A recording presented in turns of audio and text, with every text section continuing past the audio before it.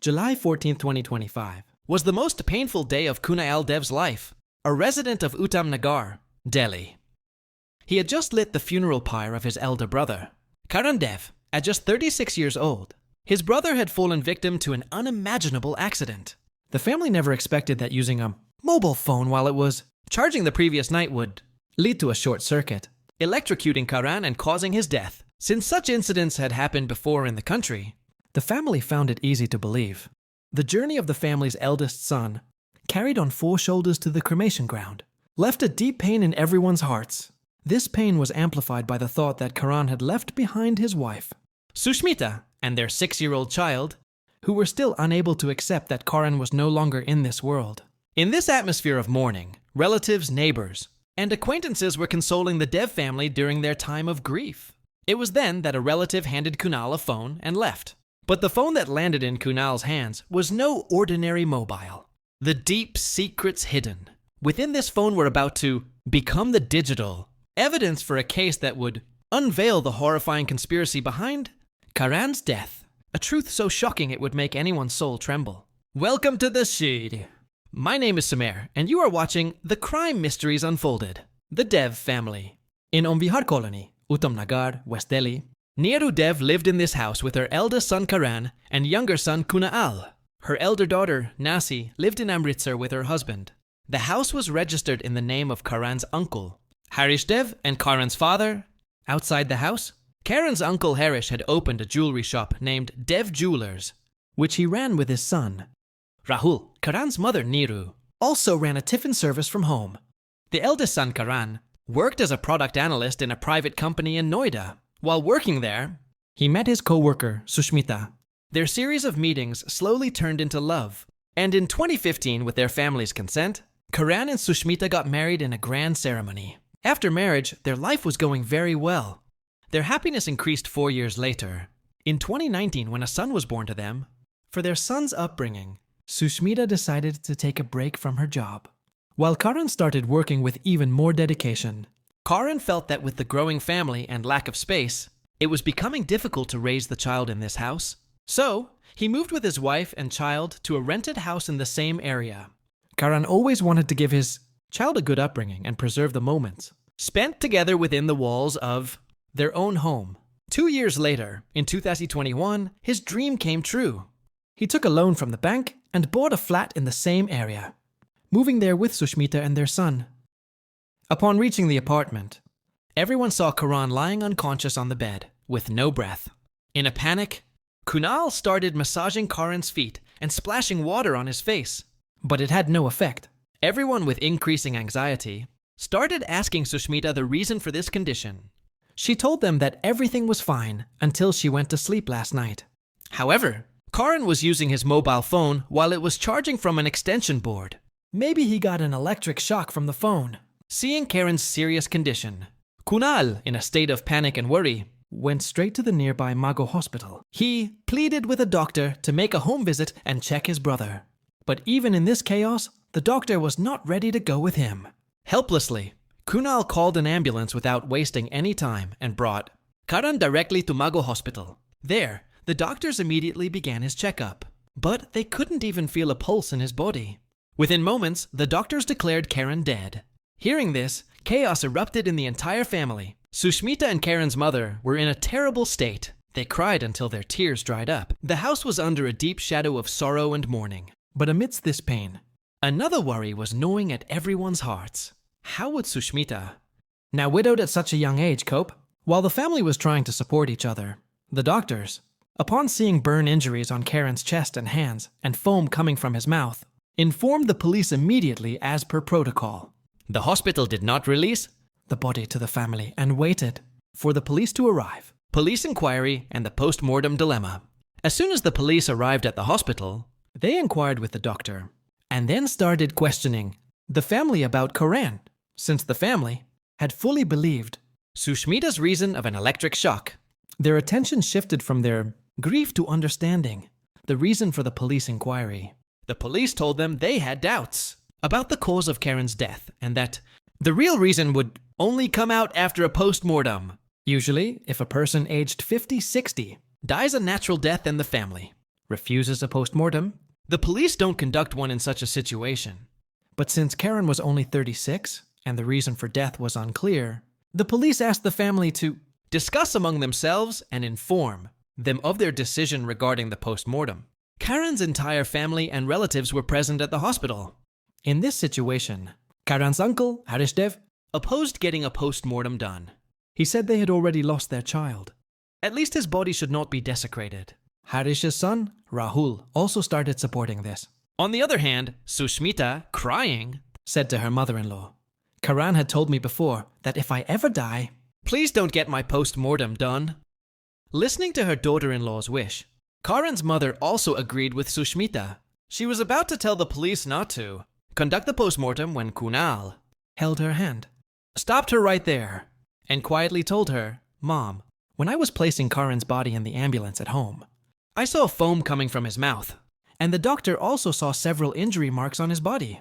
Kunaal explained, we have to make this decision with sense, not just emotion, because all this clearly shows that Karan's post-mortem is very necessary. He said, foam doesn't come from an electric shock. His post-mortem will happen. After Kunal's intervention, the police sent Karan's body to Deen Dayal Hospital for post-mortem. The incriminating phone. On Monday, July 14th, after conducting Karan's post-mortem, the hospital handed over the body, and the family performed Karan's last rites. Family, relatives, and people from the neighborhood had come to bid farewell to Karan. In such a sorrowful atmosphere, a relative handed Kunaal a mobile phone, saying, this is Rahul's phone. Return it to him. This Rahul was the same Karan Dev's son and Kunal's cousin. So, Kunaal kept the phone with him. In this atmosphere of mourning, while his attention was on his brother's last rites, he forgot where he had kept his own phone. Yes, after checking the surrounding areas, when he couldn't find his phone, he took out Rahul's phone to dial his own number to find it. As soon as Kunaal went to the phone app to dial his number, he was shocked to see a name in the recents. Multiple calls had been made to a contact named Wifey on Rahul's phone. He was surprised because Rahul was unmarried. So, whose number would he save as Wifey? Now, out of curiosity, Kunaal clicked on that contact to see the number. But upon reading the number, his mind reeled.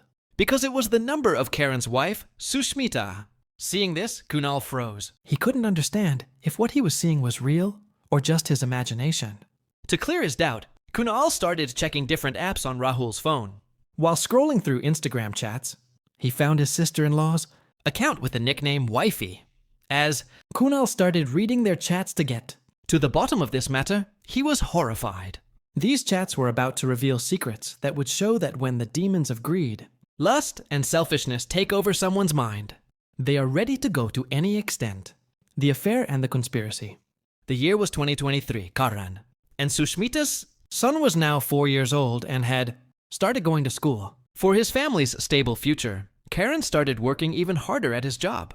Without caring about shifts, he remained engaged in work all day.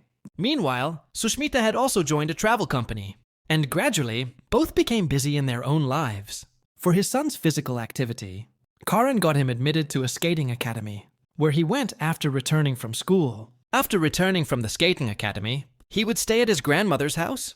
When Karan returned from the office, he would pick up his son from there and bring him to his flat. But Karan's job was such that sometimes he had to work night shifts, and during such times, his son would stay at his grandmother's house.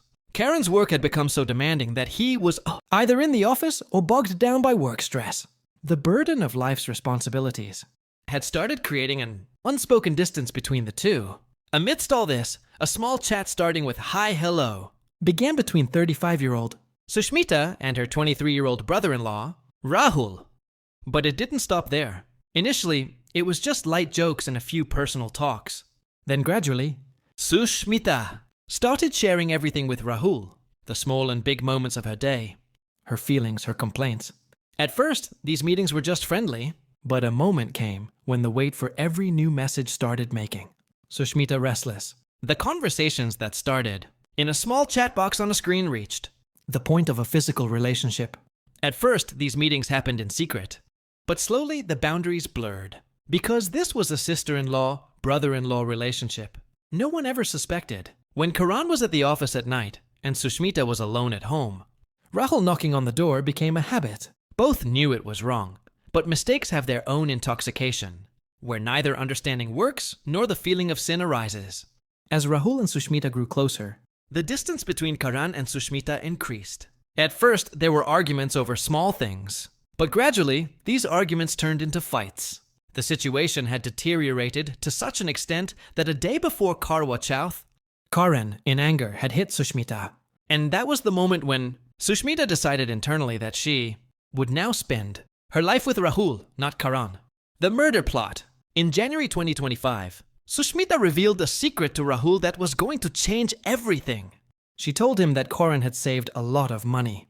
And if they finished him, all that money would be theirs, with which they could start a new life elsewhere.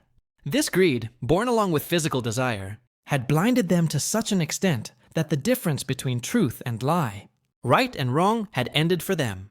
this is where the conspiracy to murder Karan began. A conspiracy where the death would also look natural, so that no one would suspect. After thinking of several methods, they decided that Karan would be killed with an overdose of sleeping pills. Rahul arranged for the pills, and as soon as he got them, He immediately gave them to Sushmita.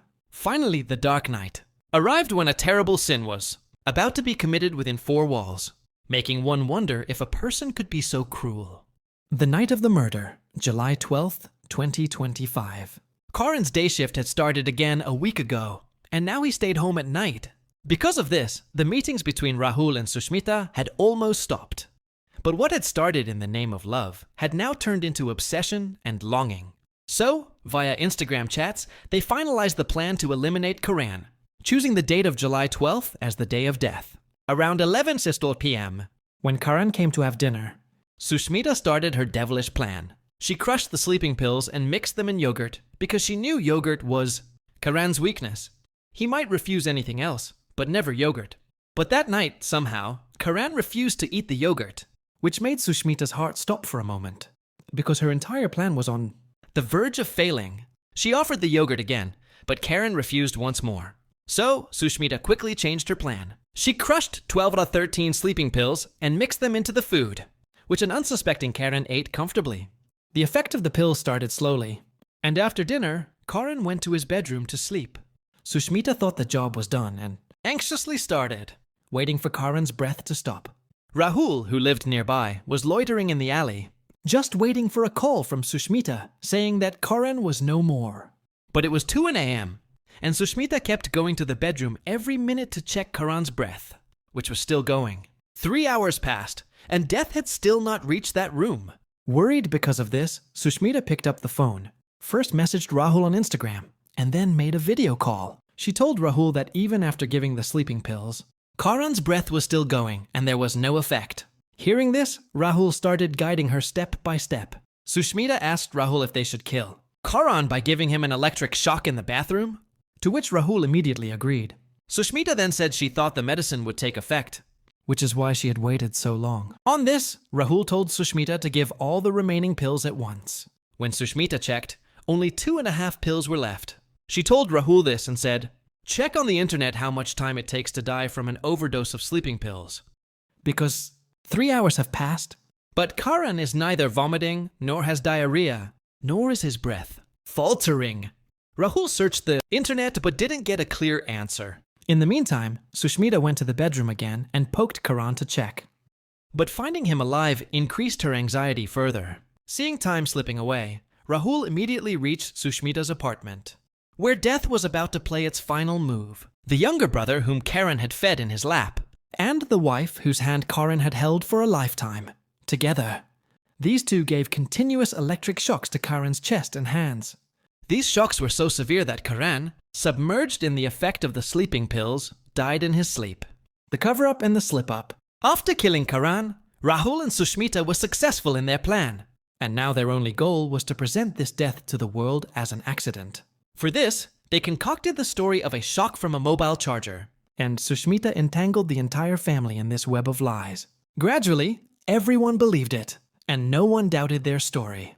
Not only that, the two had also largely persuaded everyone not to get the post-mortem done.